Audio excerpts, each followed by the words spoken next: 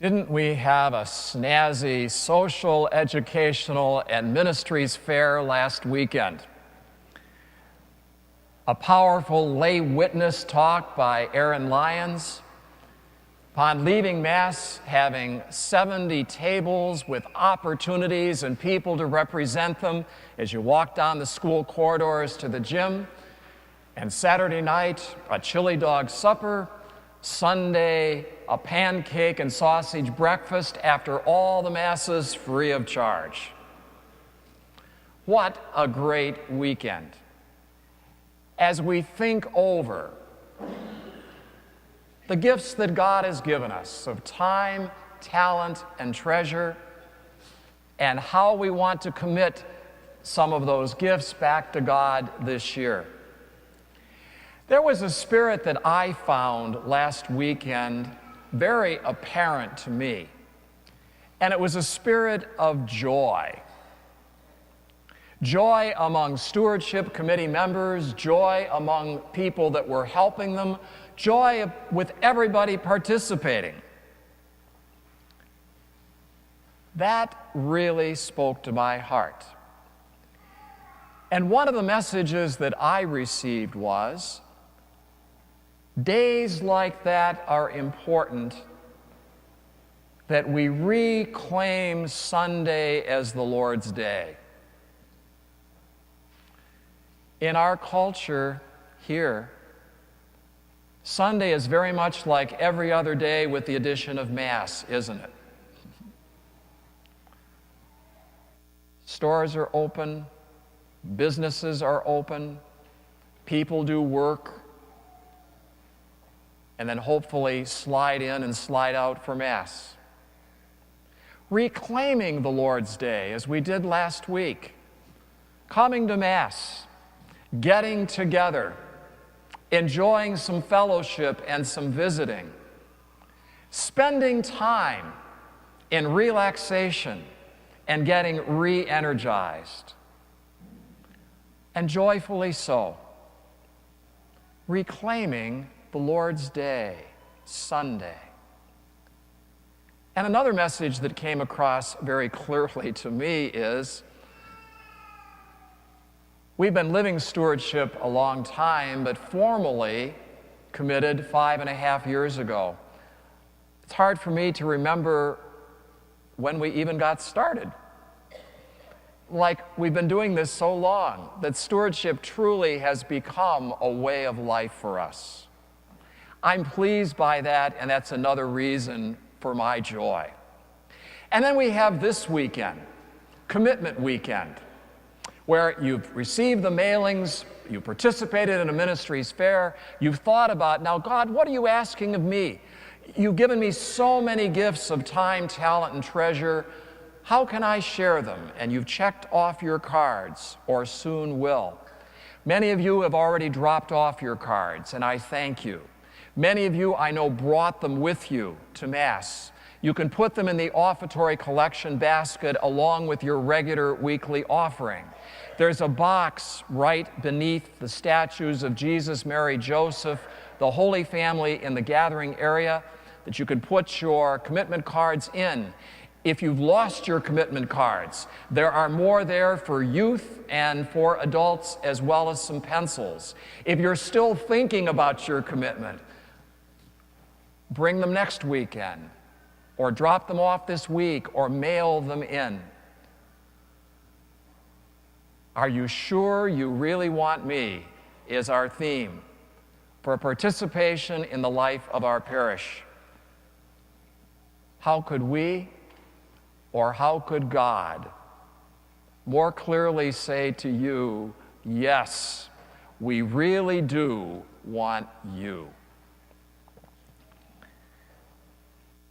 We're students of history. There's that old line that says, if we don't know our history, we're destined to repeat it.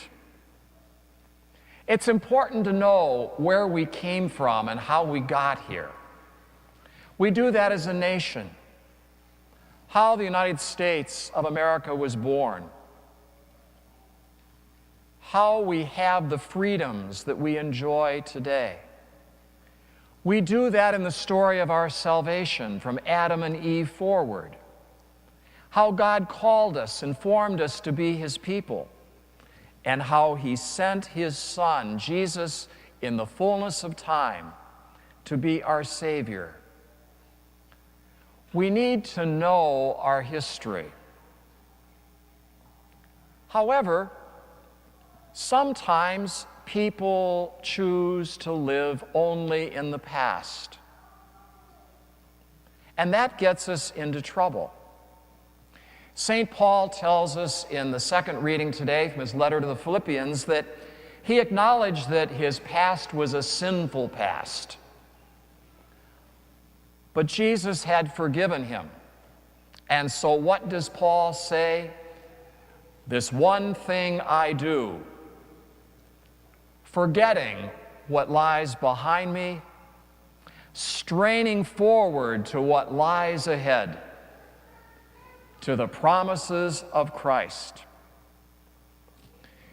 In today's gospel, we hear about a woman who was caught in the very act of adultery and brought before Jesus. And the leaders of the people wanted to know, what should they do? The law of Moses said she should be stoned to death. So Jesus, what do you say? Jesus started writing on the ground and said to them, let the one among you who is without any sin be the first to cast a stone at her. And one by one, they went away, beginning with the elders of the people. Now notice in this gospel, Jesus did not say to the woman, what difference does it make if you commit adultery? He didn't say that. He let her know it was a sin. Jesus did not condemn her, though. He condemns the sin, but not the sinner. What did Jesus do for her?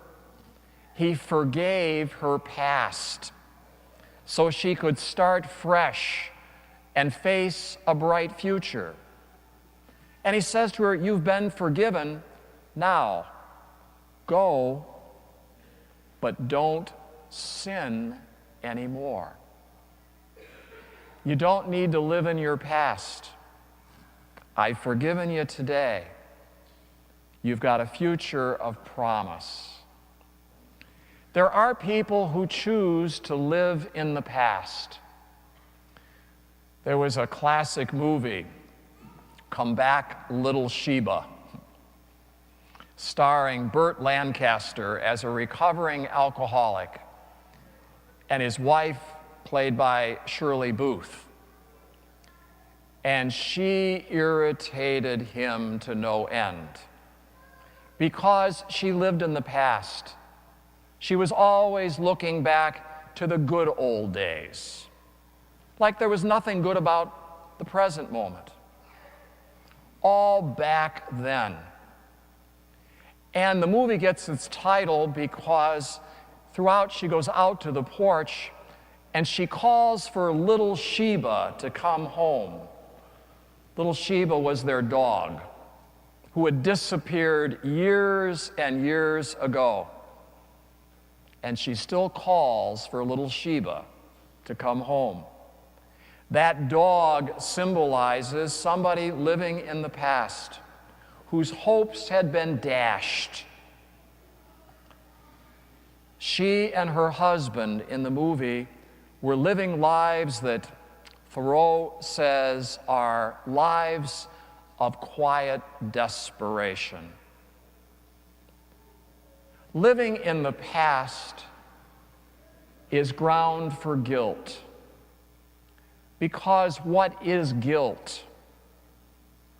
It's being locked into the past and being unable to move out of it. And we Christians are very good